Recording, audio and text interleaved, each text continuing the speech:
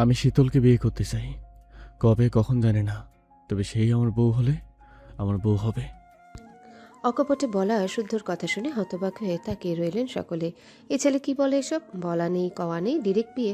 তাছাড়া এরা 24 ঘন্টার মধ্যে 20 ঘন্টায় পায়ে পা লাগিয়ে ঝগড়া করে, মারামারি করে, সুযোগ খুঁজে বেড়ায় কে কাকে বকা খাওয়াবে। কিছুদিন আগেও শুদ্ধ শীতলকে চেলা কাট দিয়ে মারল। মার খেয়ে শীতল শুদ্ধ সিগারেট খাওয়া ছবি সবাইকে দেখালো, মরা কান্না কেঁদে সিতারা শুদ্ধকে না বকা অবধি থামলই না। কথা খুচাখুচি করার ব্যাপারটা না হয় বাদই রইল। তাহলে কিভাবে কি? নাকি দুজনে মিলে প্রাঙ্ক করছে? আজকালকার ছেলেমেয়েরা যা বিচ্ছু, হার্ট অ্যাটাক করার মতো কাজবাজ করে বলে প্র্যাঙ্ক। এজন্য আগ বাড়িয়ে কিছু না বলে সকলে আগে ঘটনা বোঝার চেষ্টা করছেন। তবে শুদ্ধর কথা শুনে সিমিন খেকিয়ে উঠে বললেন, এ হয় না, এটা রক্তের অপমান।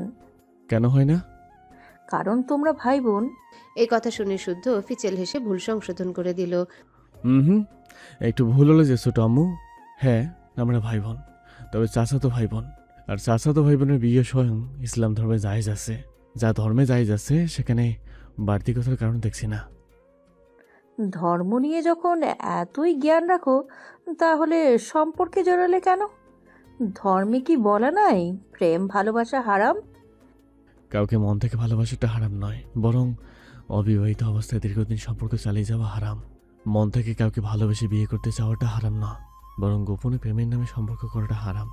আমি এসব কিছুই করিনি, বরং হারাম কিছু যেন না ঘটে তাই আজকে সরাসরি বিয়ের প্রস্তাব রাখছি। কেমন সাধু তা তো চোখেই দেখলাম, আমি না দেখলে। সিমিনের কথা আটকে গেল। উনি ফোঁসফোঁস করতে করতে অন্যদিকে তাকালেন, রাগে শরীর চলে যাচ্ছে ওনার। তবে ভাসুরের সামনে উনি থামলেও শুদ্ধ থামল না। সে অকপটে উত্তর দিল, কি দেখছো? ও, জড়িয়ে ধরেছিলাম তোমার মেয়েকে, এটা বুকে জায়গা দিয়েছি, তবে আমার মনে কোনো নোংরামি ছিল না, আর না হাতের স্পর্শ ছিল অবাধ্যতা। হয়তো ভাবছো তুমি দেখছো বলে আমি সবাইকে জানালাম, তা কিন্তু নয়। বরং আজ এই ঈদের দিনে আমার গোপন ভালোবাসা উন্মুক্ত করেছি ওর জন্যই। কেন জানো?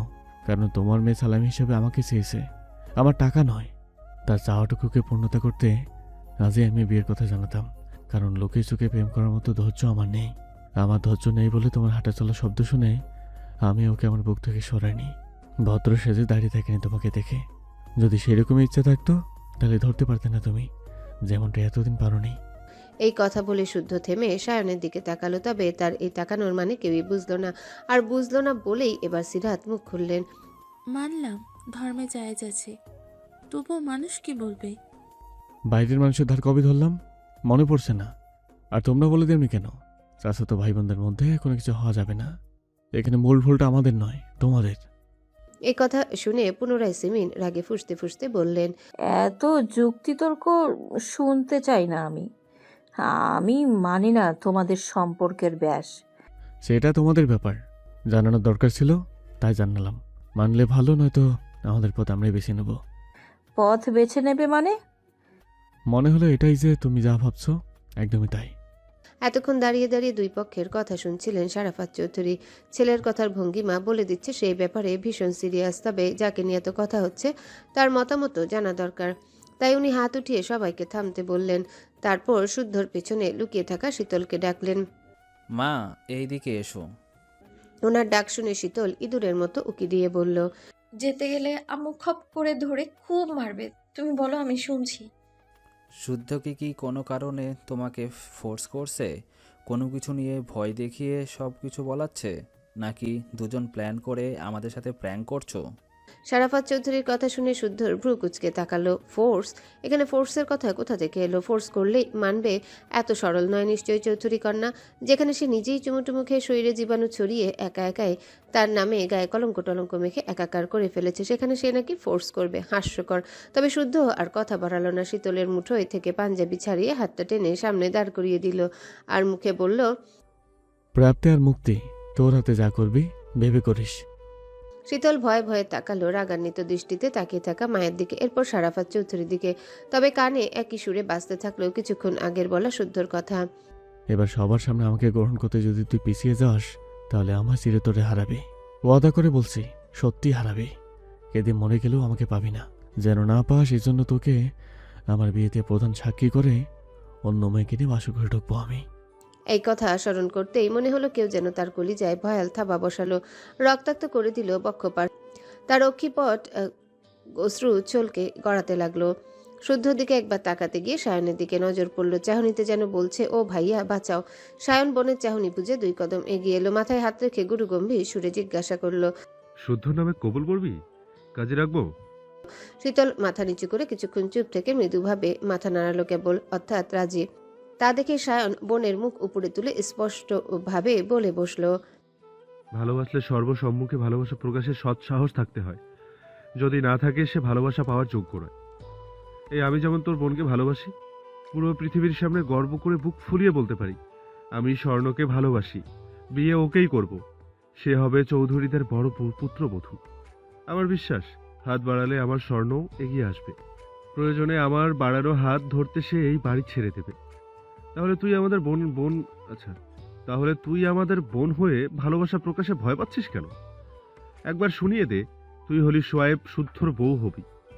সায়নের এই কথা শুনে সকলে যেন আরেকবার আকাশ থেকে পড়লেন। শুদ্ধর সঙ্গে শীতলের কথা মানলেও সায়ন স্বর্ণের কথা মানতে পারলেন না কেউ। থমথমে মুখে তাকিয়ে রইলেন সকলে। এটা সম্ভবই নয়, কারণ লোকসমাজে ওনাদের চলতে ফিরতে হয়। যখন বাইরের সবাই জানবে তখন কিছু বলার আগে ভাববে বাড়িতে নিশ্চয়ই অঘটন ঘটেছে, নতুবা এক ভাইয়ের ছেলেদের সঙ্গে আরেক ভাইয়ের 2 মেয়ের বিয়ে বা দিবে কেন? দিলে একজনের দিক, তাই বলে দুজনার এমন না যে চৌধুরীরা খারাপ কিংবা ছেলেমেয়েরা খারাপ যার জন্য বিয়ে আসে না। বিয়ে তো অহরহ আসে, যদি আসে তাহলে বাড়িতে কেন আত্মীয়তা করতে হবে? মোদ্দা কথা, ছেলেমেয়েরা যদি এতই সাধু হয় তাহলে বাইরে আত্মীয়তা করতে সমস্যা কোথায়? নাকি মেয়ে দুটোর চরিত্রে দোষ আছে?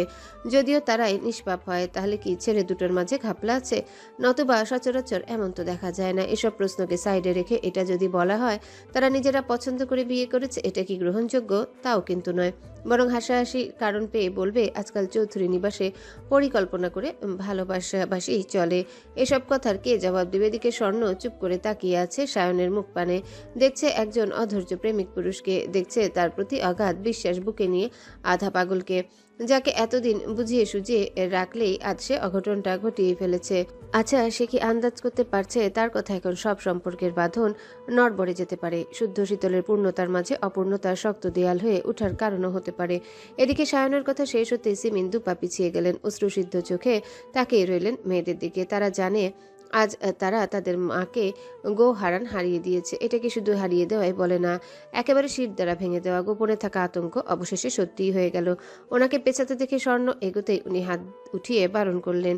আর কিছু বলারও নেই, শোনারও নেই। মেয়েরাও এখন অনেক বড় হয়ে গেছে, নিজেদের পথ নিজেরাই বেছে নিতেও শিখেছে। এবার তাহলে ছুটি নেওয়ার পালা। যদিও ছুটি বলে না, এটাকে বলে চুপ করে পালিয়ে যাওয়া। উনি কিছুক্ষণ থম মেরে লালবর্ণ চোখে তাকালেন শাহাদাত চৌধুরীর দিকে, তারপর আঁচলে চোখ মুছে ভাঙা ভাঙা কণ্ঠে বললেন, এতদিন তোমার সঙ্গে যেতে রাজি হয়নি, এই সংসার ছেড়ে যাওয়ার কথা ভাবতে পারিনি। আজ যেতে চাচ্ছি। সঙ্গে নেওয়া সম্ভব হলে নিও, নয়তো একেবারে 3 তালাক দিয়ে আমাকে মুক্ত করে দিও। যদি তাও না পারো তবে আমার দাফনের জন্য তৈরি থাকো। সিমিনের কথা শুনে শাহাদাত চৌধুরী কথার খেই হারিয়ে ফেললেন। শুধু অবাক চোখে তাকিয়ে রইলেন সহধর্মিনীর দিকে। এ যেন অচেনা কেউ। এতগুলো বছরে উনি জেনে এসেছে সিমিনের কাছে উনি পুরো পৃথিবী, আর মেয়েরা হলো পৃথিবীকে ঘিরে রাখা অনাবিল সুখ। আজকে পৃথিবী আর সুখ দুটোকে সিমিন অনায়াসে বিসর্জন দিয়ে দিচ্ছে। দাফন করা, তালাক দেওয়ার কথা বলতে একবারও বুক কাঁপল না। মনে পড়ল না সামনে দাঁড়ানো মানুষটা সহ্য করতে পারবে কিনা। এদিকে শুদ্ধ সায়নার দরজায় দাঁড়ানো রূপাব যেন পাখারা। তারা কল্পনাও করতে পারেনি তাদের নরম সরম ছোট আম্মু এই কথা বলতে পারে। কিন্তু এই ঘটনা অন্যদিকে মোড় নিচ্ছে দেখে সায়ন এগিয়ে এলো। সিনা উঁচু করে সরাসরি সিমিনকে বলল, এতটাই অযোগ্য আমরা? সিমিন জবাব দিল না, মুখ ফিরিয়ে অন্যদিকে তাকিয়ে রইল। সায়নও তখনও গো ধরে দাঁড়িয়ে পুনরায় জিজ্ঞাসা করল, যতক্ষণ না আমাদের অপরাধ চোখে আঙ্গুল দিয়ে দেখাতে পারবে ততক্ষণ বাড়ি ছাড়ার কথা মুখে এনো না। কেন মানবে না? কি অপরাধ আমাদের স্পষ্ট করে জানাও। সিমিন চলে যেতে নিলে এবার স্বয়ং সিতারা চৌধুরী সিমিনের মুখোমুখি দাঁড়ালেন। ছোট জায়ের মুখের দিকে কিছুক্ষণ তাকিয়ে বললেন, তোর স্বামীর সঙ্গে তুই যেতেই পারিস, কিন্তু আমার ছেলেদের অপরাধ জানিয়ে যা। কেন অদৃশ্য আঙ্গুল তুলছিস আমার ছেলেদের দিকে? ঠিক কোন কারণে মানতে পারবি না? আমার তো মানতে সমস্যা নেই, তাহলে তোর কিসের সমস্যা? আমার সমস্যা একটাই, আমি খারাপ মা, আমার শিক্ষা খারাপ। যদি শিক্ষা ভালো হতো তাহলে একসাথে দুজনেই বিপথে যেতে হতো। আমাকে সকলের কাছে প্রশ্নবিদ্ধ করতে কাটার পথ খুলে দিত না। আমার ছেলেরা তোর পথের কাঁটা, বিপদ। কি বোঝাতে চাচ্ছিস তুই? এতদিন তো তোরা আমার সন্তান বলে কিছু ছিল না, তবে আজ কেন? নাকি এতদিন ছল করেছিস? যা ভাববে তাই। আজ থেকে ধরে নাও আমি মরে গেছি, তবে তোমাকে স্বার্থপর দুটোর দায়িত্ব দিয়ে গেলাম। যা ইচ্ছে করার করো। যে মেয়েরা মায়ের কথা ভাবে না, আমিও আর তাদের কথা ভাববো না। এ কথা বলে সিমিন যাকে সরিয়ে চলে যেতে নিলে শীতল মায়ের আঁচল টেনে ধরল। মাকে জড়িয়ে ধরে হাউমাউ করে কাঁদতে কাঁদতে বলল, যেও না আম্মু, আমরা তোমাকে ছাড়া থাকতে পারবো না। তাহলে দুদিনের ভালোবাসা পায়ে পিষে চলো আমার সঙ্গে। এই কথা শুনে শীতল থমকে গেল। ঠোঁট ভেঙে কেঁদে ফোপাতে ফোপাতে বলল, মেনে নাও না আম্মু, আমরা চারজনে অনেক। শীতল কথা শেষ করতে পারল না। তার আগে সিমিন সজোরে 2 থাপ্পড় মেরে বসলেন শীতলের গালে। এবার শুদ্ধ যেন রাগের মাত্রা হারালো। সে চোখ বন্ধ করে তেড়ে যেতে নিলে আটকে ফেলল রুবাব। তবুও থামল না। সে কঠিন সুরে বলল, যখন তখন গায়ে হাত তুলে কি বোঝাও? মেয়ে তোমার একারই আছে? আর কারো মেয়ে নেই? আর কেউ মেয়েকে শাসন করে না? হয়তো কথা আসছে কেন এখানে? আমাদের মানতে সমস্যা থাকলে বলে দাও, বাধা কিসের? ও, এখন কি আমি আমার মেয়েকেও শাসন করতে পারবো না? শাসন করতে গেলে তোদের পারমিশন নিতে হবে।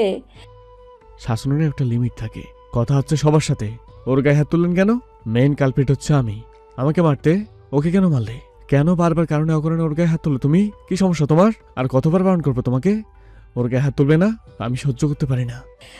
আমি লিমিট বুঝি না, বোঝার যোগ্যতাও আমার নেই।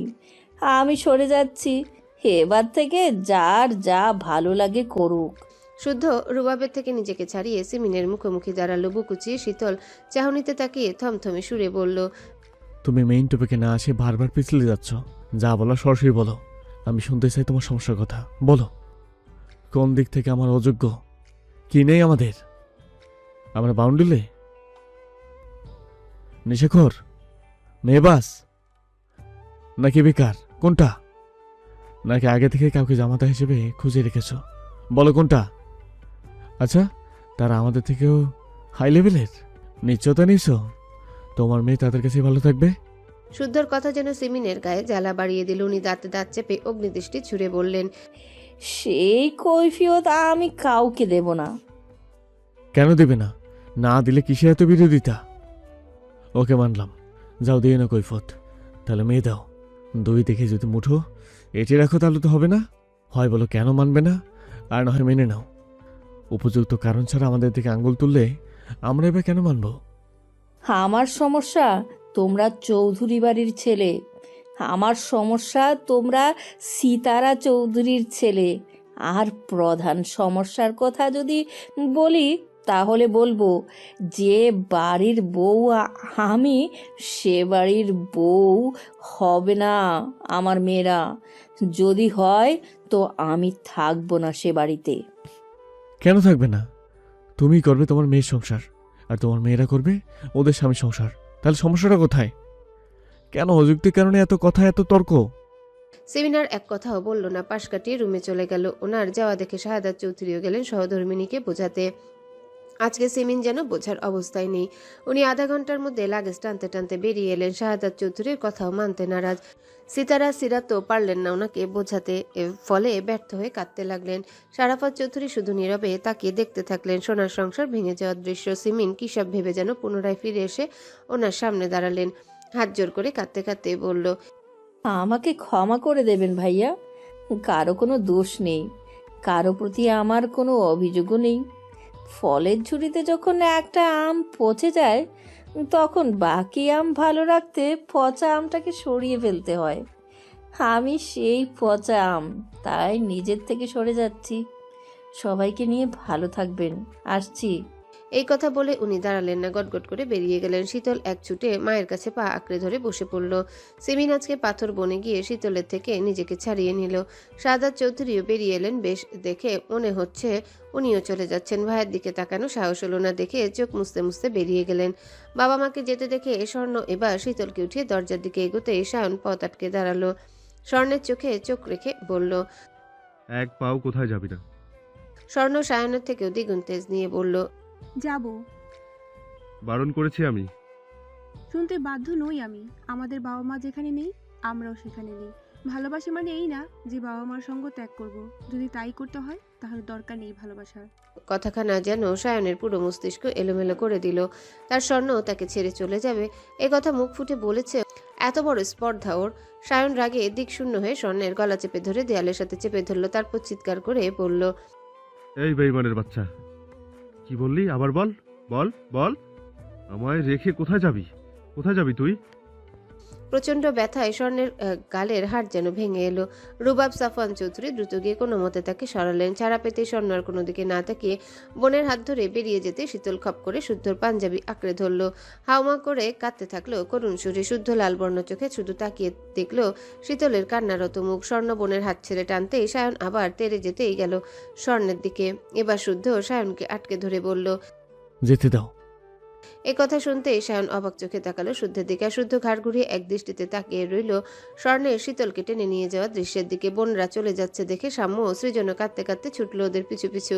সিরাজ, সাফওয়ান, রুবাব শখ দৌড়ে গেল তাদের ফেরাতে। শাহাদাত চৌধুরী কেবলই গাড়ি স্টার্ট করেছেন।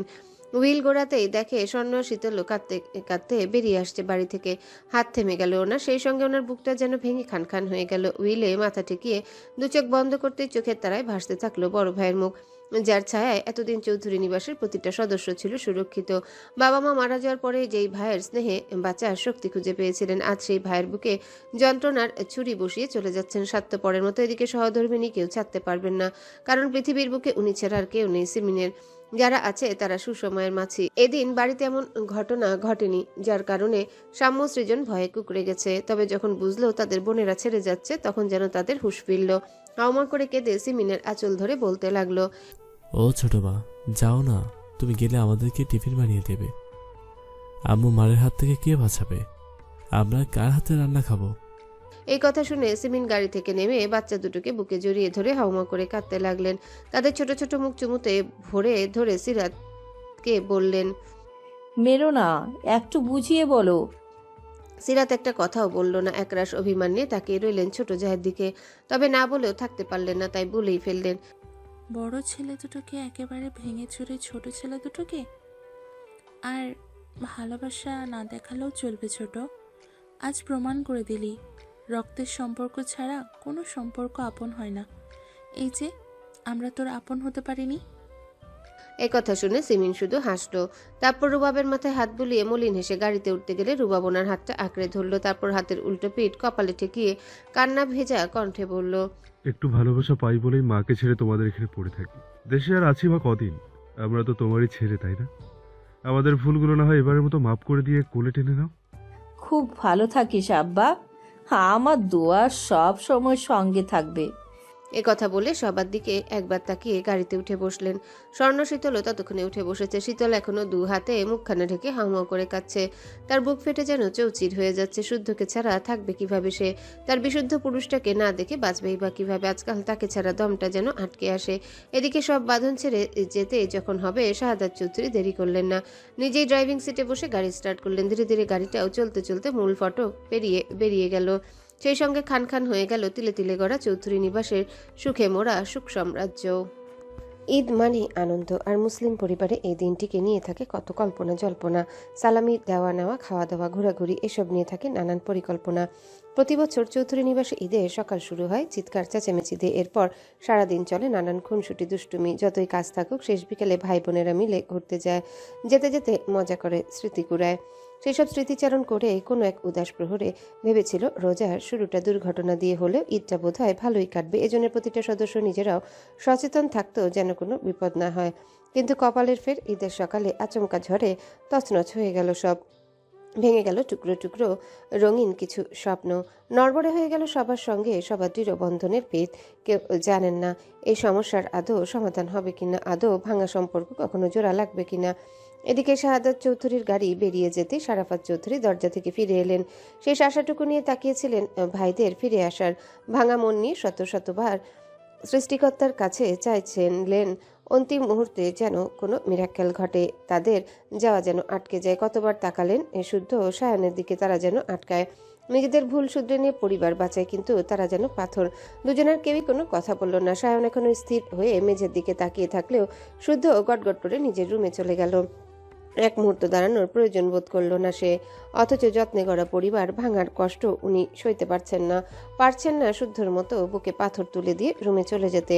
দুই চোখের পানিতে রাস্তা দেখা মুশকিল। চোখ দুটো এত অবাধ্য কবে থেকে হলো।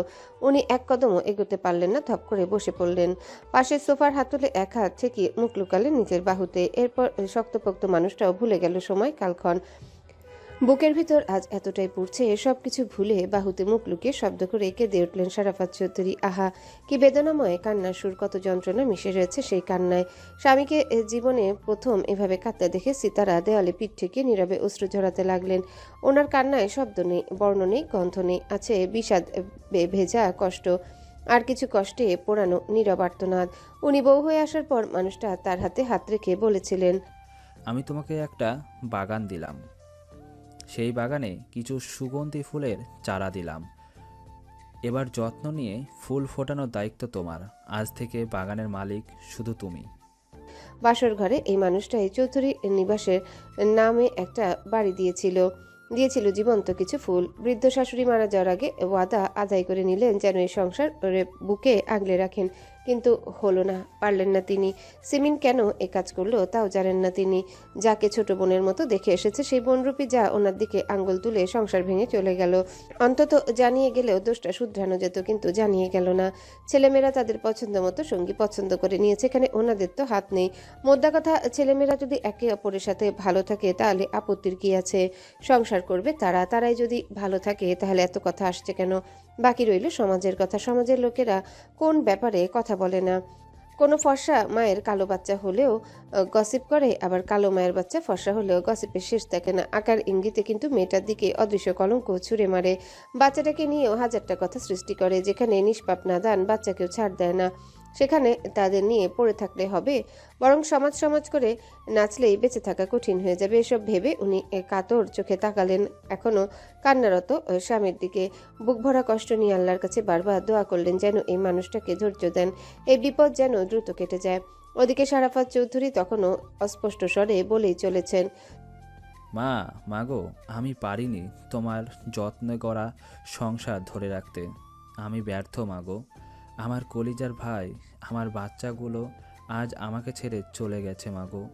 আমার শীতল, আমার আম্মাজান।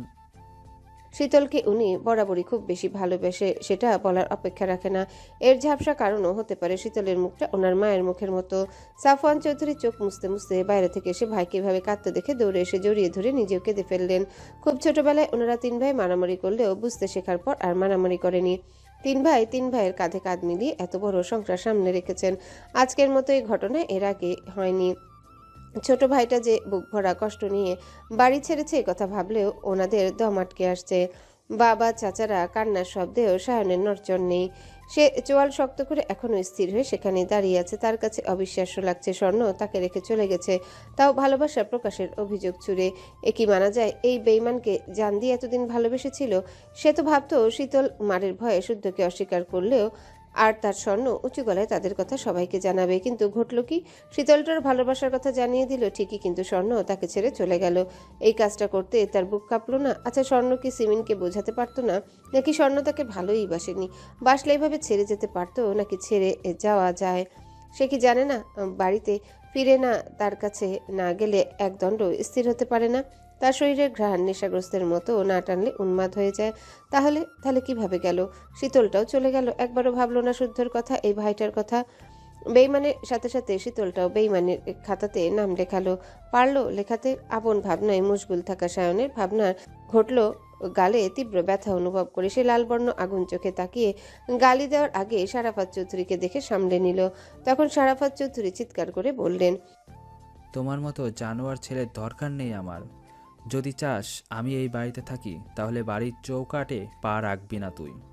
বেয়াদবের মতো যদি ফিরেও আসিস তাহলে আমার খাটিয়া কাঁধে তোলার জন্য প্রস্তুত থাকবি। বাবার কথা শুনে সায়ন ঠক গেল। বাপটাও তার কষ্ট বুঝলো না। বাড়ি ছেড়ে চলে যাওয়ার কথা সোজাসাপটা বললেই হতো। এত কঠিন কথার দরকার ছিল? আহারে, বুকে জায়গা দেওয়া আপনজন সবগুলো আজ যেন বুকটায় জখম করার জন্য উঠে পড়ে লেগেছে। সায়ন কথা বাড়ালো না। কিছু বলতে গিয়ে বুঝলো কণ্ঠস্বর বাক্য সাজাতে ব্যর্থ, তাই সম্মতিসূচক মাথা নাড়িয়ে পা বাড়াতেই সিরাত তাকে চাপড়ে ধরে হাউমাউ করে কেঁদে উঠলেন। শখ হাউমাউ করে কাঁদতে লাগলো। ভাঙা আয়নায় পাথরের টুকরোর আঘাতে সংসারটা যেন আরেকবার দ্বিখণ্ডিত হলো। তখন সাফওয়ান চৌধুরী এগিয়ে এসে বলতে লাগলেন, যাস না বাপ, তোরা সবাই চলে গেলে আমরা কি নিয়ে থাকবো? বাবার কথা কষ্ট নিস না আব্বা, মন থেকে বলছে না ভাই। সায়ন মেজ চাচার দিকে তাকিয়ে কেবল হাসলো, জোরপূর্বক হাসি যাকে বলে। তখন সারাফাত চৌধুরী পুনরায় বললেন, আমি রেগে বলছি না, ভেবেই বলছি। চলে যাও, আমার চোখের সামনে দেখতে চাই না ওকে।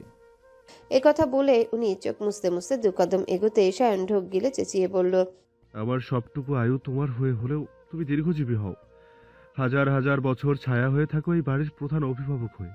আমি আর আসবো না তোমার বাড়িতে, পা মারাবো না বাড়ির দামি চৌকাঠে। শুধু রিকোয়েস্ট, মরা টরার কথা বলো না। খারাপ ছেলে হলেও তোমার মরার কথা সহ্য করতে পারি না। এই বুকটাতে কষ্টের জ্যাম বাঁধে কি না।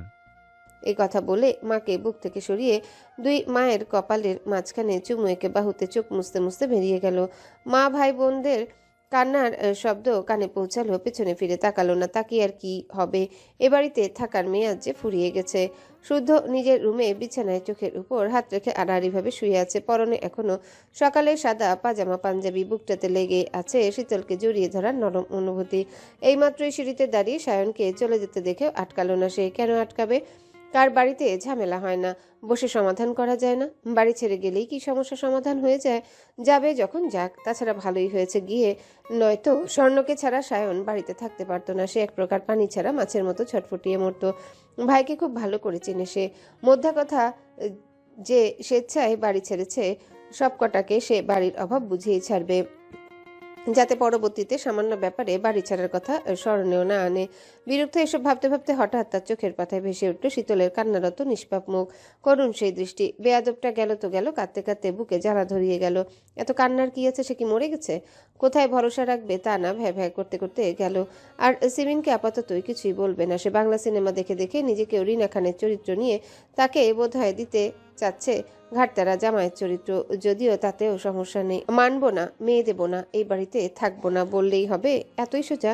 প্রথমে ব্যাঙাচি ভালোবাসা বুঝতো না, কত কি করে যাও একটু বুঝলো। এখন নাকি মেয়ের মায়ের সমস্যা, এত জ্বালা সহ্য হয়। সিমিনকে যে আটকাতে পারতো না তা কিন্তু নয়, বরং ইচ্ছে করে আটকায়নি, কারণ রাগের মাথায় বেশি কিছু বললে ঘটনা অন্যদিকে মোড় নিত। এসব ভাবনার মাঝে তার মস্তিষ্ক আচানক আরেকটা কথা টোকা দিতেই সে অশিট বলে উঠে বসলো। তাড়াহুড়ো করে নামতে গেলে তার ফোনে রিংটোন বেজে উঠলো। পকেট থেকে ফোন বের করে রিসিভ করে শুনলো অপর পাশে মানুষটার কথা।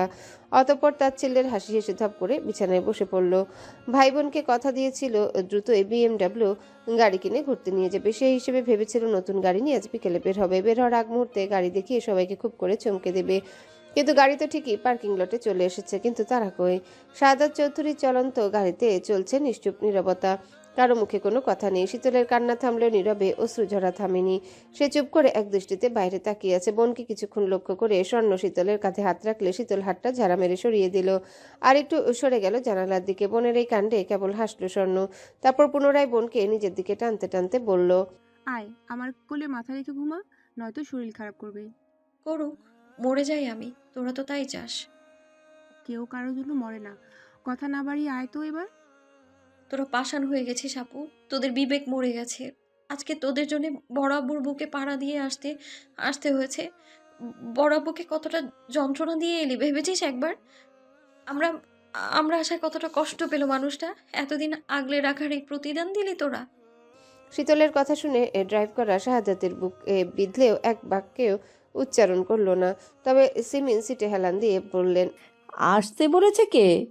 দরদ উতলে পড়লে চলে গেলেই হয়।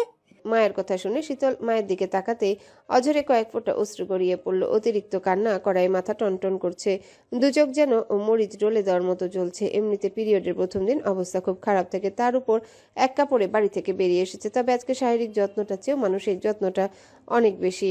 আজকে শারীরিক যন্ত্রণার চেয়ে মানসিক যন্ত্রণাটা অনেক বেশি। এতটাই বেশি অসহ্য ব্যথাও ফিকে লাগছে। তবে সে থামলো না। পেট চেপে ধরে অঝরে কাঁদতে কাঁদতে মাকে বলল, এত পাষাণ হইও না আম্মু, বিবেককে নিচু স্তরে নামিও না। তোমার এই রূপ আমি সহ্য করতে পারছি না। সহ্য করতে বলছে কে? যা, চলে যা। সঙ্গে জুটিয়েছিস, মাকে না হলেও এখন চলবে। তুমি আসলেই স্বার্থপর মহিলা, খুব খুব খুব বেশি স্বার্থপর তুমি। এই কথা বলে শীতল দুই হাতে মুখ ঢেকে পুনরায় কাঁদতে লাগলো। মানতেই পারছে না এসব। যে বাড়ি ছেড়ে এক রাত বাইরে থাকার পারমিশন পায়নি সেই বাড়িতেই নাকি ফিরবে না। প্রতি বছর ঈদে সকালে উঠে মেহেদি রাঙা হাত দেখায় শারাফাত চৌধুরীকে। শারাফাত চৌধুরী তার দুই হাত খুঁটিয়ে খুঁটিয়ে দেখে মেহেদির রং পরীক্ষা করেন, তারপর পকেট থেকে টাকা বের করে শীতলের হাতে গুজে দেয়। এ কথা কেউ জানে না, এটা তাদের মধ্যে গোপন সিক্রেট। এরপর একটু পর সবার সাথে আবারও সালামি দেন। ডাবল সালামির এক ভাগ রেখে বাকিটার থেকে এবারই ছোট সদস্যদের সালামি দেয়। যতই হোক বড় বোন সে। আজ সকালে বড় আব্বুর কাছে যেতে পারেনি, গালে আমার বউ লেখাটার জন্যে। পরে যাবে ভেবেছিল, তখন নামাজের সময় হয়ে গেছিল। এরপর ভেবেছিল নামাজের পর যাবে, ততক্ষণে পিরিয়ডের ব্যথায় কাতরাতে কাতরাতে শুয়ে পড়েছিল। এরপর আর যাওয়া হলো না, বড় আব্বুকে ছেড়ে চলে আসতে হলো। বড় আম্মুর হাতে মজার মজার রান্নাও কপালে জুটলো না। এসব ভাবতে ভাবতে তার কান্নার গতি বাড়ল। কাঁদতে কাঁদতে জানালায় মাথা রেখে ঘুমিয়ে পড়ল। বোনকে ঘুমাতে দেখে স্বর্ণ শীতলের মাথাটা তার কোলের উপর টেনে নিল। হাত বাড়িয়ে পানি নিয়ে রুমাল ভিজিয়ে মুখ মুছিয়ে দিল।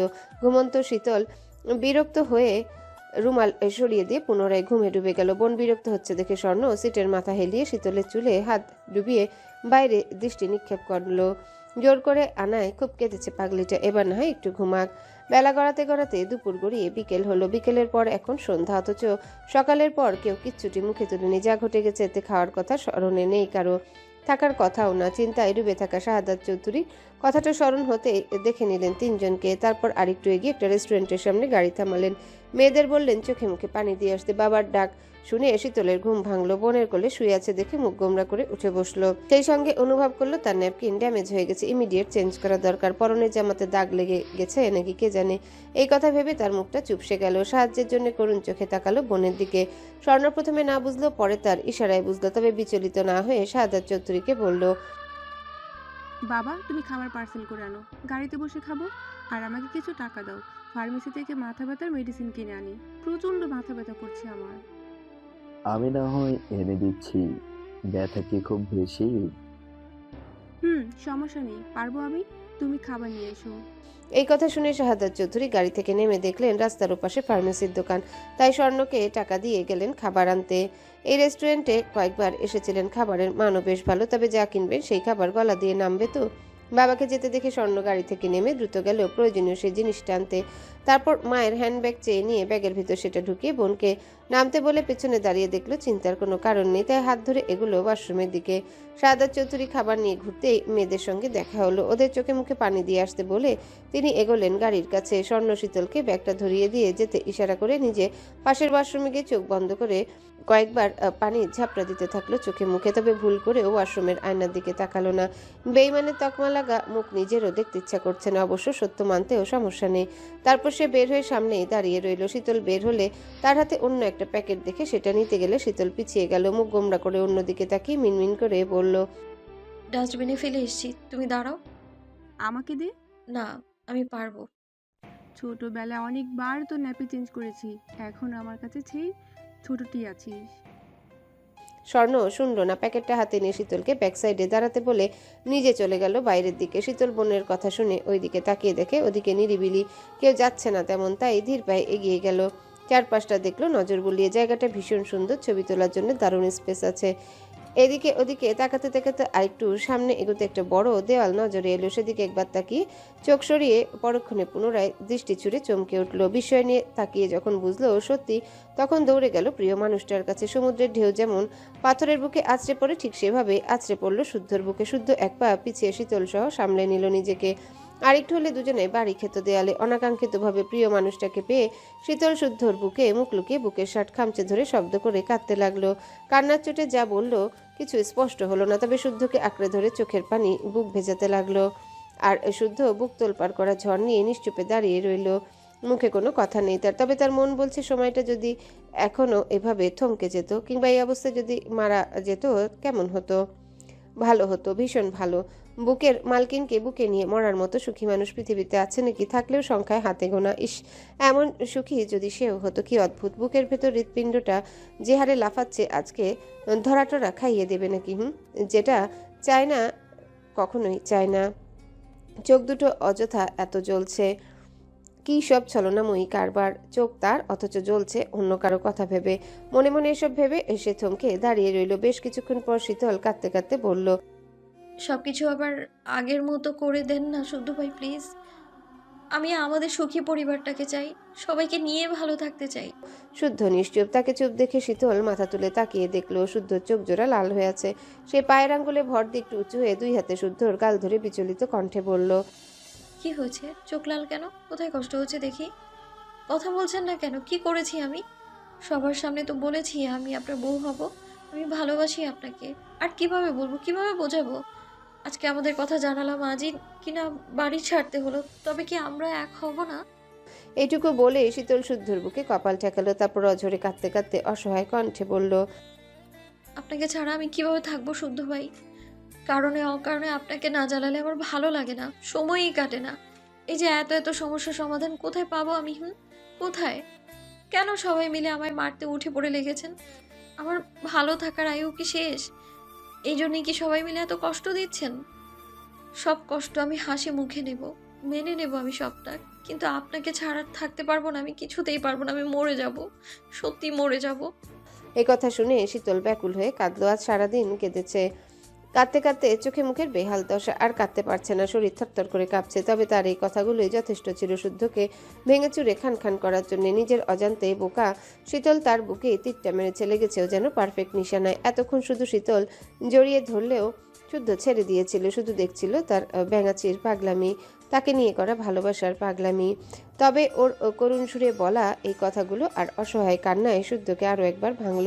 নিজের তৈরি করা খোলস ছেড়ে শুদ্ধর অজান্তেই চোখ থেকে এক ফোঁটা অশ্রু ঝরে গেল আর গিয়ে পড়ল কান্নারত শীতলের কপালে। শীতল কান্না ভুলে তড়িৎ মাথা তুলতে গেলে শুদ্ধ তার মাথাটা প্রশস্ত বুকে চেপে ধরল। কোনোভাবেই শীতলকে সে মাথা তুলে তাকাতেই দিল না, থাকুক না নিজের একান্ত এই কষ্টগুলো নিজের বুকে। শক্ত আবরণে ঠিকই নিজেকে সামনে ছিল, শেষ মুহূর্তে অনর্থক ঘটালো এক ফোঁটা অশ্রু। তবে যেটাই হোক স্বীকার করা যাবে না, নয়তো শীতলের ভাষায় বলতে গেলে তার বিশুদ্ধ পুরুষের জাত যাবে। পৃথিবী সমান কষ্টে বুক ভাঙলেও শুদ্ধরা কখনোই কাঁদতে পারে না, কারণ বিশুদ্ধ পুরুষরা ঢাল হতে জন্মায়, বাবা মার ঢাল, ভাইয়ের ঢাল, প্রিয় মানুষকে নিরাপত্তা দেওয়া ঢাল। তাদের এত সহজে ভেঙে পড়তে নেই, বুক ভরা কষ্টে জর্জরিত হতে নেই। তাই শুদ্ধ দ্রুত চোখ মুছে নিজেকে সামলে নেওয়ার আপ্রাণ চেষ্টা চালালো, আর সফল হলো। কিন্তু আজ বোকা শীতলটা ঠিকই বুঝে নিল তার চালাকি। তাকে ছেড়ে থাকার কষ্টে শুদ্ধ বুক ভেঙে চুরে খান খান হয়ে যাচ্ছে, এতে তার কান্না দ্বিগুণ বাড়ল। কষ্টে চৌচির হতে থাকলো বুক, কাটা মুরগির মতো ছটফট করতে লাগলো। সে বারবার দেখলো, চাইলো তার একান্ত পুরুষের মুখের ভাষা, চোখের ভাষা, কিন্তু ঘাটতারা শুদ্ধ দেখতে দিল না, বরং খুব শক্ত করে তাকে বাহু ধরে আগলে রাখলো। কয়েক মিনিট সেভাবে থেকে এবার শুদ্ধ মুখ খুলল। খেয়েছিস কিছু? না। পেন কিলার খেলে পেট ব্যথা কমে যাবে, কিছু খাবি চল। এবার হাতের বাঁধন ঢিলে হলো। শীতল মুখ তুলে তাকালো, তাকিয়ে রইল সামনে দাঁড়ানো পুরুষটার দিকে। এই অবস্থাতেও সাদা শার্ট আর কালো জিন্সে কি যে চমৎকার দেখাচ্ছে।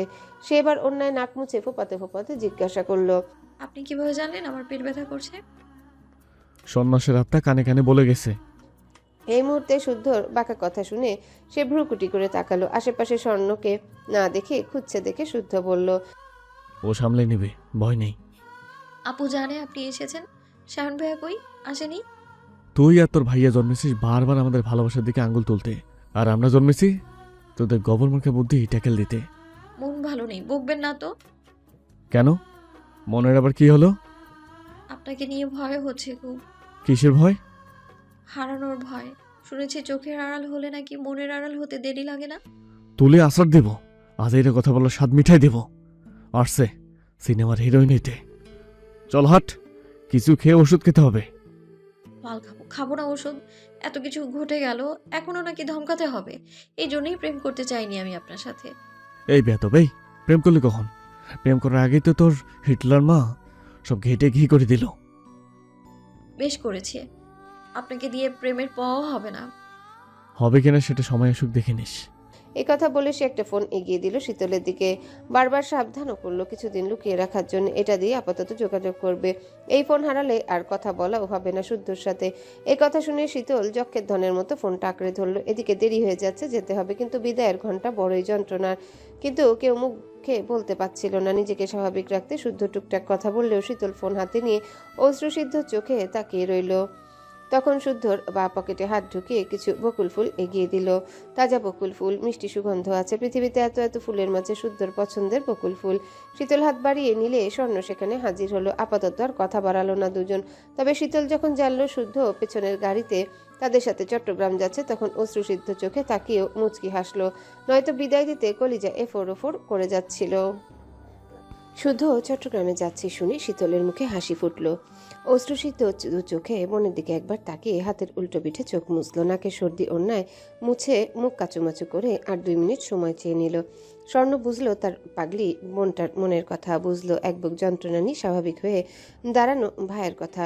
যে বাড়ির মেয়েদের আপন নানা মামাদের বাড়িতেও থাকার পারমিশন দিত না, আজ এত কিছুর পরও সেই আবার ছুটে এসেছে শুধু নিরাপত্তার কথা ভেবে। জার্নি করে যাবে চট্টগ্রামে, বারণ করে যে কাজ হবে না সেটাও জানা কথা। তবে একটা কথা না বললেই নয়, সে অমূল্য রত্ন দেখেনি, তবে তার ভাইদের দেখেছে, যারা চৌধুরী নিবাসের গর্ব দর্প। সে আর দাঁড়ালো না, ধীর পায়ে এটে এসে গাড়ির কাছটায় গিয়ে দাঁড়ালো। বুঝার পর থেকে সে কারো সামনে কাঁদতে পারে না। কাঁদতে গেলেই ভীষণ বোকা বোকা লাগে, মনে হয় কান্না হচ্ছে একান্ত আপন গোপন জিনিস। তাহলে কেঁদে অন্যকে দেখানোর কি আছে? অন্যরা কষ্টের ভাগ নেবে নাকি কষ্ট মুছে দিতে পারবে? পারলে না হয় গলাগলি করে একটু কাঁদতে পারতো, বুক চাপা ব্যথাটা উগড়াতে পারতো। এদিকে স্বর্ণের সাথে শীতলকে না দেখে সিমিন আশেপাশে তাকিয়ে খুঁজলো। তবে মেয়েকে না দেখতে পেয়ে ভার কণ্ঠে বলল, বোনকে নিয়ে এসে গাড়িতে বসো। ওর শরীর খারাপ করবে, একটু বিশ্রাম করুক। তোমরা খেতে শুরু করো। শুধু শুধু কথা বাড়িও না স্বর্ণা। আমিও এটাই বোঝাতে চাচ্ছি, কথা না বাড়িয়ে খেতে শুরু করো। এই কথা বলে মায়ের থেকে কিছুটা দূরে সরে দাঁড়ালো। তারপর নিশ্চুপ হয়ে দাঁড়িয়ে দেখে গেল রাস্তায় পড়ে থাকা কৃষ্ণচূড়া ফুলের দিকে। একের পর এক গাড়ি এসে মারিয়ে দিয়ে যাচ্ছে ফুলগুলোকে। গাড়ির চাকাতে দলিত হয়ে হারিয়ে যাচ্ছে ফুলের আকার আকৃতি, রূপ, রং, সৌন্দর্য। বোন যেতে শীতল মায়া ভরা চোখে তাকালো শুদ্ধর দিকে। মানুষটা এত লম্বা, সহজে নাগাল পাওয়া যায় না। মাঝে মাঝে ইচ্ছে করে তার কুচকুচে কালো চুলগুলো খামচে ধরে ঝাঁকিয়ে দিতে, কিন্তু এ দুনিয়ায় থাকতেও খুব ইচ্ছে করে। অথচ এ কাজ করলে বাঁচার সম্ভাবনা 5%, কারণ বিশুদ্ধ পুরুষ চুলে কাউকে হাত দিতে দেয় না, দেওয়া পছন্দও করে না। শীতল কিছু একটা ভেবে মনে সব ভয় দ্বিধা ও জড়তাকে পেছনে ফেলে চট করে শুদ্ধর পায়ের পাতায় ভর করে উপরে উঠে দাঁড়ালো। শুদ্ধ ভ্রু কুচকালে শীতল শুদ্ধ শার্টের কলারের কাছে নাক ডুবিয়ে নিঃশ্বাস টেনে নিল। এই তো সেই ঘ্রাণ, পরিচিত ঘ্রাণ। এই ঘ্রাণ হারানোর ভয়ে পাগল পাগল লাগছিল, কাঁদছিল অসহায় সুরে।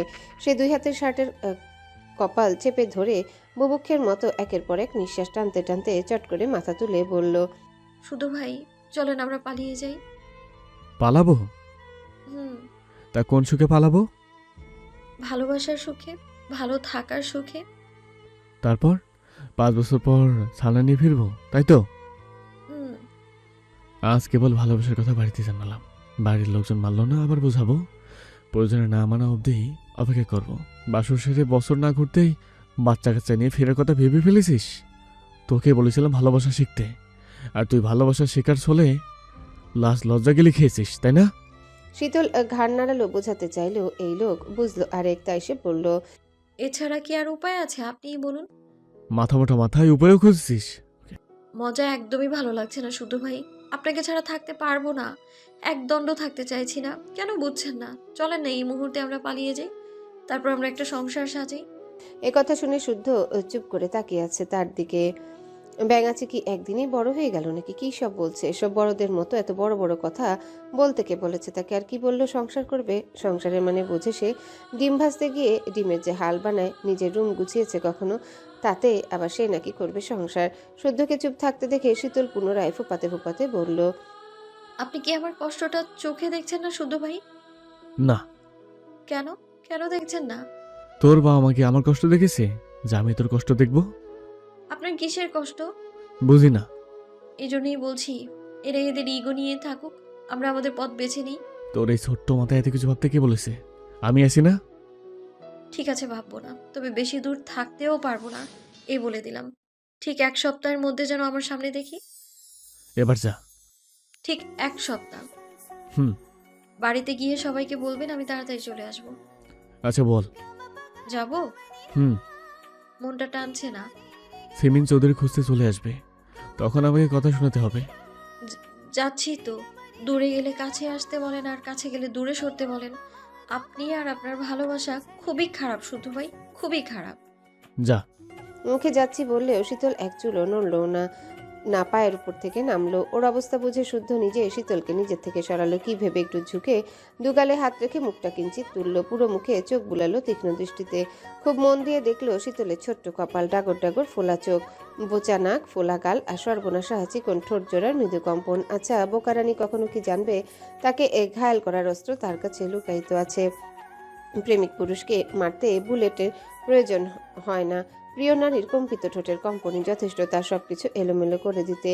শীতল নিজেও শুদ্ধ চাহনি বুঝে কিছু বলল না। সেও দেখতে চাইল শুদ্ধ কি করে, কিন্তু তাকে হতাশ করে দিয়ে শুদ্ধটাকে ছেড়ে দিয়ে চোখের ইশারায় যাওয়ার কথা বলল। শীতল শুধু ঘাড় কাত করে গুটি গুটি পায়ে গাড়ির কাছে এগিয়ে গেল।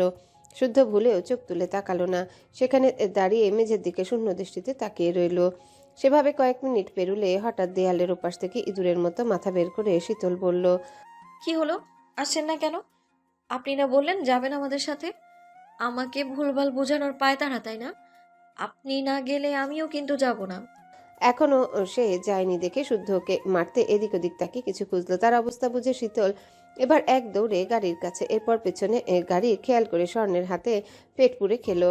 জানালার দিকে চেপে বসে উকি মেরে দেখতে লাগলো শুদ্ধর গাড়ি আসছে কিনা। আসছে দেখে আকাশের চাঁদের সঙ্গে মনের চাঁদটাকে নিয়ে কত কথা বলল, একা একা হাসলো। তারপর একটা সময় ঘুমিয়ে গেল নিশ্চিন্ত মনে।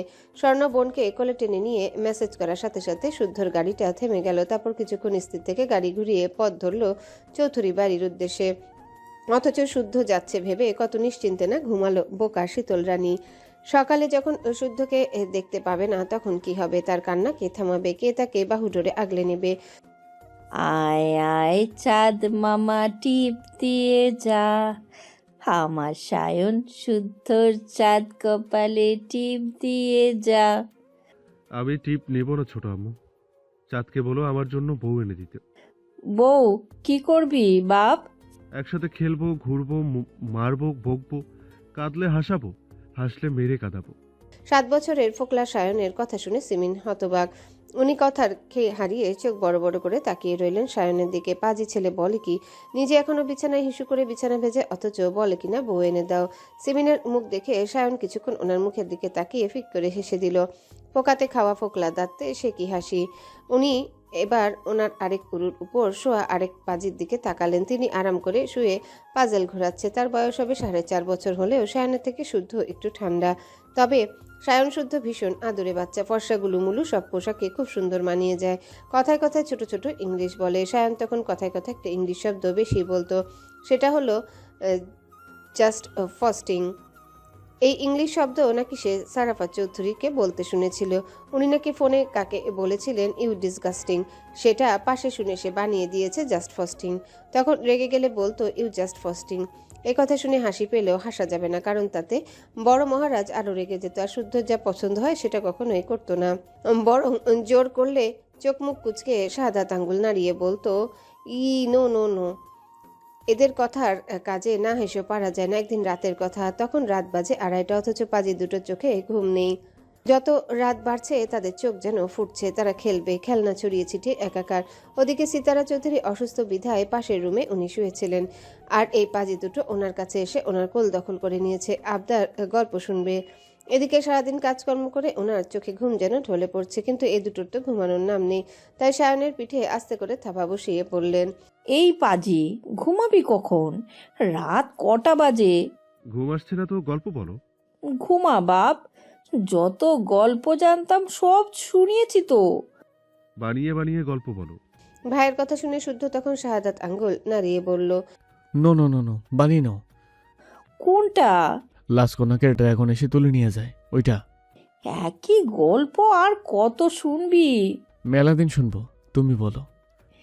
মেলা বার শোনালে আমি কি পাবো? হ্যাঁ, আমরা যতদিন বাঁচবো তোমাকে অত অত ভালোবাসবো। শুদ্ধর কথা শুনে ওনার কলিজাখানা যেন জুড়িয়ে গিয়েছিল। ততক্ষণে দুটো পাজি ওনার কোল দখল করে গল্প শোনার প্রস্তুতি নিয়ে ফেলেছে। তাই উনিও বিছানার হেডবোর্ডে হেলান দিয়ে খোলা জানালার দিকে আকাশের দিকে তাকালেন। আকাশে ঝলমল করছে চাঁদ। চাঁদের এত আলো এর আগে দেখেননি উনি। কোন মাসের চাঁদ তাও মনে করতে পারছিলেন না। উনি চাঁদের দিকে তাকিয়ে বলতে শুরু করলেন, এক দেশে ছিল এক রাজা। রাজার ছিল 2 পুত্র। তারা একজন ছিল চন্দ্র, আরেকজন ছিল সূর্য। তাদের দেখাশোনার জন্য এক রাজকন্যাকে তুলে আনা হয়েছিল। রাজকন্যা ছিল ভীষণ সুন্দরী, তবে কোনো কাজ করতে পারতো না। সারা দিন কাঁদতো, খেতে দিলেও খেতে পারতো না, কারণ ওর গলায় এক ধরনের কাঁটা বিঁধে থাকতো। এই কাঁটা জন্মগতভাবে, এবং এর সমাধান কেউ জানতো না। একদিন রাজকন্যার স্বপ্নে একটা ড্রাগন এসে জানালো চন্দ্র আর সূর্যের রক্ত পান করলে সে মুক্ত হবে। এ কথা শুনে সে তাই করতে নিজেকে প্রস্তুত করলো।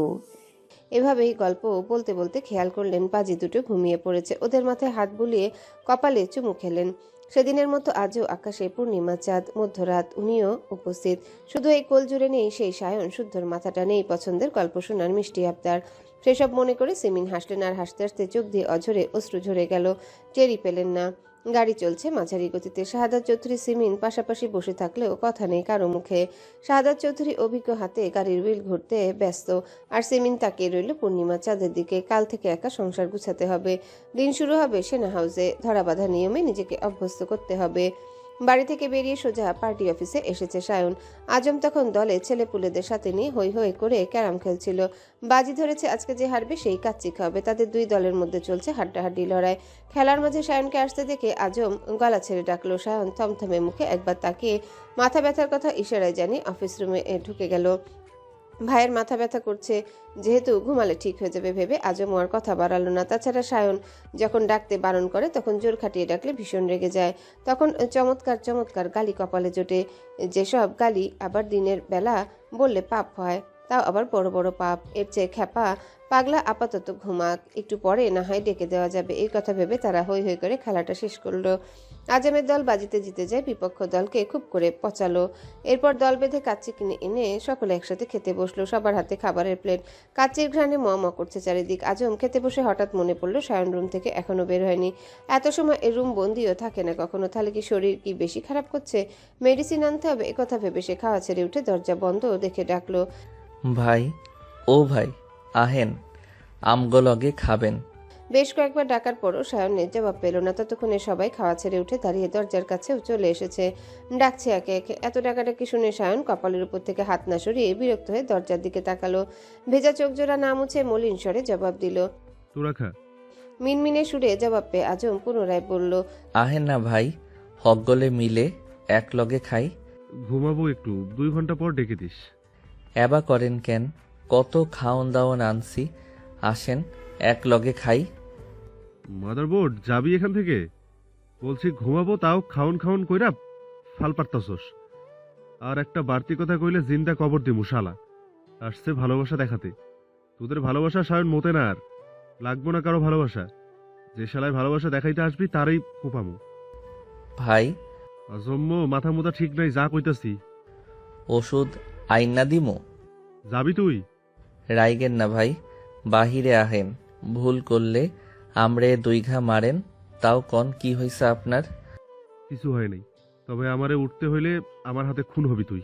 কোনো কারণে সায়ন মাত্রাতিরিক্ত রেগে আছে বুঝে আজম কথা বাড়ালো না। নয়তো সত্যি সত্যি মায়ের নিশ্চিত, তাই শুধু বিড়াল সুরে বলল, আচ্ছা ভাই, আপনি তাইলে ঘুমান। কিছু লাগলে আমারে ডাইকেন, আমি এইখানেই আছি। এই কথা বলে ছেলেপুলোকে শব্দ করতে বারণ করে অন্যদিকে বসলো। যত খুশি নিয়ে খেতে বসেছিল তত খুশি আর রইল না কারো। কিন্তু সায়নের সমস্যার কথা সে নিজে থেকে না বললে জানারও উপায় নেই কোনো। এসব ভেবে সে প্রথম লোকমা মুখে পুড়তে যাবে তখনই ফোনের রিংটোন বেজে উঠল। অসময়ে কল আসে। বিরক্ত হয়ে ডিসপ্লেতে তাকাতে ভ্রু কুচকে গেল। এই নাম্বার থেকে অযথা কল আসে না। আজ যখনই আসে তখনই বুঝতে হবে ঘটনা সিরিয়াস। তাই সে সতর্ক হয়ে চট করে উঠে দাঁড়িয়ে একটু সাইডে সরে গেল। তারপর দ্রুত কল রিসিভ করে বলল, হ্যালো শুদ্ধ ভাই। ভাইয়া কোথায় আজম? অফিস রুম থেকে বাহির হইনি, তই কি লইয়া জানি খুব রাইগা আছে। বের হলেও একা ছেড়ো না। কোনো সমস্যা ভাই? একটু, তবে যতটুকু বললাম মনে রেখো। চোখ খান খোলা রেখো। আর হ্যাঁ, আবারও বলছি, ভাইয়াকে একা ছেড়ো না। জি ভাই, কিন্তু আপনি কোথায় গাড়ির শব্দ শুনতেছি? আসি আশেপাশেই। আপাতত ভাইয়া দেখে খেয়াল রেখো। রাখছি। সব সুন্দর জিনিসের স্থায়িত্বকাল এত অল্প। সময় দাও কেন গো মাবুদ? আমারে সুন্দর পরিবার দাও নাই, মাইনা নিছি। কিন্তু চোখে দেখার মতো সুন্দর একটা পরিবার দিছিলা, তাও কাইরা নিলা। আমার শাহরিয়ার ভাইয়ের ধৈর্য দাও খোদা। মানুষটা উপরে শক্ত হইলেও ভেতরে যে নরম মাটি, পরিবারটাকে উনি বুক দিয়ে আগলে রাখতো, সেই পরিবার ভাইঙ্গা গেছে। ভাই না জানি কত কষ্ট পাইতেছে, আর আমি কিনা কাচ্চি নিয়া এতক্ষণ পইরা আসিলাম। এই কথা বললে শুদ্ধ কল কেটে দিল। আজম ভ্রুজোড়া কুচকে আরেকবার তাকালো বন্ধ অফিস রুমের দিকে। তখন তাদের দলের এক ছেলে দৌড়ে এসে জানালো চৌধুরী নিবাসে ঘটে যাওয়া ঘটনা। শীতলরাও চলে গেছে, সাথে সারাফাত চৌধুরী সায়নকে বাড়ি থেকে বের করে দিয়েছে। কথা শুনে আজম হতবাক হয়ে মাটির দিকে তাকিয়ে রইল। পরক্ষণে চোখ বেয়ে অশ্রু গড়াতে লাগলো তার দেখা সবচেয়ে সুন্দর পরিবারটিও এভাবে ভেঙে গেল। এবার কি হবে? আর স্বর্ণ ভাইকে ছেড়ে চলে গেল কেন? ভাই কিভাবে মানবে? মানার চেয়েও বড় কথা, বাঁচবে কিভাবে? কেউ না জানুক, সে তো জানে স্বর্ণের জন্য তাদের ভাই কতটা পাগল, ঠিক কতটা ভালোবাসে স্বর্ণ আপাকে। আজম আর ভাবতে পারল না, তবে এই ঘটনা জানাজানি করতে বারণ করলো এবং আপাতত ভিড় করতে মানা করে নিজেও বন্ধ রুমের দরজার কাছে 2 পা ছড়িয়ে বসে পড়ল। দেয়ালে মাথা ঠেকিয়ে বিড়বিড় করে বলল, সব সুন্দর জিনিসের স্থায়িত্বকাল এত অল্প। সময় দাও কেন গো মাবুদ? আমারে সুন্দর পরিবার দাও নাই, মাইনা নিছি। কিন্তু চোখে দেখার মতো সুন্দর একটা পরিবার দিছিলা, তাও কাইরা নিলা। আমার শাহরিয়ার ভাইয়ের ধৈর্য দাও খোদা। মানুষটা উপরে শক্ত হইলেও ভেতরে যে নরম মাটি, পরিবারটাকে উনি বুক দিয়ে আগলে রাখতো, সেই পরিবার ভাইঙ্গা গেছে। ভাই না জানি কত কষ্ট পাইতেছে, আর আমি কিনা কাচ্চি নিয়া এতক্ষণ পইরা আসিলাম। এই কথা ভেবে সে 2 হাতে মুখ ঢেকে অঝরে কাঁদতে লাগলো। তার চোখের পানি 2 হাতের ফাঁক গলে পড়তে লাগলো। এভাবে অনেকক্ষণ আজম সেখানে বসে রইল। রাত বাড়ছে দেখে দলের অনেক ছেলেপুলেরা বাড়ি চলে গেল। কেউ থাকতে চাইলে আজম ওদের বারণ করে দিল। এভাবে ঘন্টা 3 পার হওয়ার পর সায়ন বেরিয়ে এলো। কঠিন মুখে আজমের দিকে তাকিয়ে বলল, কাঁদছিস কেন? কে মেরেছে তোর? ভাই, এত কিছু ঘইটা গেছে, আমি তখন কিছু বুঝি নাই ভাই। এখন বুঝেছিস? জি ভাই। ঝুঁকে কার বাল ছিড়লি? এই কথা শুনে আজম মাথা নিচু করে নিল। তার 2 চোখ তখনও ভেজা। ওকে কাঁদতে দেখে সায়ন কেবল হাসলো। তারপর আজমের কাঁধ জড়িয়ে ধরে সামনে হাঁটতে হাঁটতে বলল, পুরুষ মানুষের এত সহজে হারলে চলে না রে পাগলা। আমাদের বুকটা তৈরি কষ্ট রুখে নেওয়ার জন্যই। পুরুষ হয়ে জন্মেছি। একবার বাপে কষ্ট দিবে, মায়ে কষ্ট দিবে, ভাই বোনেরও আঘাত পাচ্ছি, নাকি খোঁচা মেরে দেখবে? যাকে ভালোবাসি তাকে বাদ রাখাও যাবে না, বুঝলি? এতে পাপ হবে, পাপ। এভাবে হাসতে হাসতে সায়ন অনেক কথা বলল। আজম চোখের পানি লুকাতে লুকাতে শুধু শুনে গেল। অতঃপর তারা হাঁটতে হাঁটতে একসময় অন্ধকারে মিলিয়ে গেল। কোথায় যে গেল আর খুঁজে পাওয়া গেল না। ইরানের রাজধানী তেহরান, সকাল 10:30। নগ্ন শরীরে কোমরের কাছটায় পাতলা একটা তোয়ালে রেখে চোখ বন্ধ করে শুয়ে আছে ইয়াসির। লম্বা হাত দুটো দুদিকে মেলে রাখা, তার মাথা ও দুপায়ের কাছে দাঁড়ানো 4 জন লাস্যময়ী তরুণী। 4 জনই বিদেশি, গায়ের রং থপথপে ফর্সা, মাথা ভর্তি সোনালি চুল, পরনে কালো রঙের 2 টুকরো ছোট পোশাক। যদিও স্থান কাল দেশ ভেদে এই পোশাক এখানে স্বাভাবিক। তরুণীদের উভয়ের হাতে বডি ম্যাসেজ অয়েল। তারা নিজ নিজ ভঙ্গিমায় ইয়াসিরের সারা শরীর ম্যাসেজ করছে। কখনো বা দুষ্টু এসে ছুঁয়ে ছুঁয়ে দিচ্ছে ইয়াসিনের শরীরের এক এক অংশ। এতে শক্ত ও পুরুষালী শরীরে নরম হাতের ছোঁয়ায় ইয়াসিরের যে শুধু ভালো লাগায় কাজ করছে তা নয়, বরং তার দেহখানাও একটু একটু জেগে উঠছে। চাচ্ছে নারী এই দেহের সংস্পর্শ, কিন্তু শরীর চাইলেও তার মনটা পড়ে আছে অন্য কিছুতে। তার শরীরে চাওয়া সুন্দরী নারী দেহ হলেও তার মন অন্য। সে আচমকা বন্ধ চোখ খুলে হাতের কাছে থাকা তরুণীকে হ্যাচকার টানে কাছে আনলো। তারপর উল্টো গরনে নিজের বুকের নিচে পিষে ফেলে একটা কালো ওড়না রাখলো মেয়েটার মুখের উপর। চোখ দুটো খোলা রেখে কপাল আর নাক ঢেকে দিয়ে ভালো করে দেখলো, না, মিলছে না। এই চোখ দুটো নয়। যেই চোখ সেদিন রাতে এসে দেখেছিল সেই চোখ দুটো ছিল একেবারেই অন্যরকম, অদ্ভুত রকমের সুন্দর ছিল। চোখের ভাষা ছিল ধ্বংস করে দেওয়ার মতো। এমনি এমনি সেই চোখের মালিককে নাম দেয়নি অগ্নিকন্যা। এই তরুণীর চোখের সাথে মিলছে না দেখে ইয়াসির খুব বিরক্ত হলো। সে মেয়েটিকে ধাক্কা মেরে নিজের থেকে সরিয়ে তোয়ালে কোমর পেঁচিয়ে উঠে দাঁড়ালো। তার জিম করা পেটানো দেহে তেল চপচপ করছে। এখনই শাওয়ার নেওয়ার প্রয়োজন ভেবে শীষ বাজাতে বাজাতে এগুলো সুইমিং পুলের দিকে।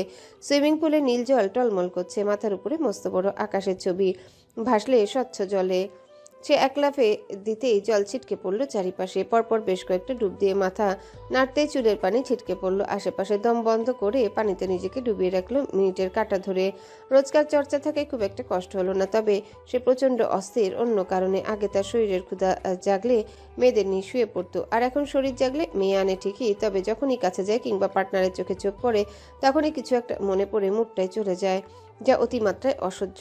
কয়েকদিন যাবৎ এসব ঘটছে তার সাথে। মানে হয় এসবের কে সেই কন্যা? কেনই বা খোঁজ মিলছে না তার? সামান্য দৃষ্টির বান ছুড়ে তার মনের সুখ কেড়ে নেওয়ার মানে হয় শুরুর দিকে মেয়েটাকে খোঁজার জন্য এতটা আগ্রহ দেখায়নি, তবে আজকাল মনে হচ্ছে মাফিয়াগিরি ছেড়ে সেই মেয়েটার সন্ধানে বেরোতে হবে। এসব ভাবতে ভাবতে সাঁতার কাটতে লাগলো সে, ঠোঁটে পিচেল হাসি, মনে দুষ্টু ভাবনা। মেয়েটা যদি বেঁচে থাকে মুখোমুখি হবেই সে, আর যখন তাকে পাবে একদণ্ড শান্তি দেবে না, না শারীরিকভাবে আর না মানসিকভাবে। তাকে এত প্যারা দেওয়ার শো ধারে হাটে তুলবে। ইয়াসির এখন এসব ভাবনায় মশগুল। তখন তার সহকারী বুরাক দৌড়ে এলো সুইমিং পুলের কাছে। হাঁপাতে হাঁপাতে এসে ঝরঝরে ইংলিশে বলল, স্যার এক্ষুনি আমাদের বাংলাদেশে ফেরা উচিত।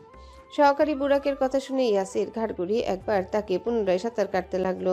বুড়াক নিজেও বুঝলো ইয়াসির সিরিয়াস ভাবে নিচ্ছে না তার কথা, তাই পুনরায় আমতা আমতা করে বলল, শোয়েব সুদ্দর ভাই শাওরের শাওন আমাদের ডেরেকাল হামলা করেছিল। মুখোশ পরে হামলা চালানোর প্রথমে কেউ চিনতে পারেনি, পরে জানা গেছে সে শাওন ছিল। ইয়াসিরের হাত পা ততক্ষণে থেমে গেছে।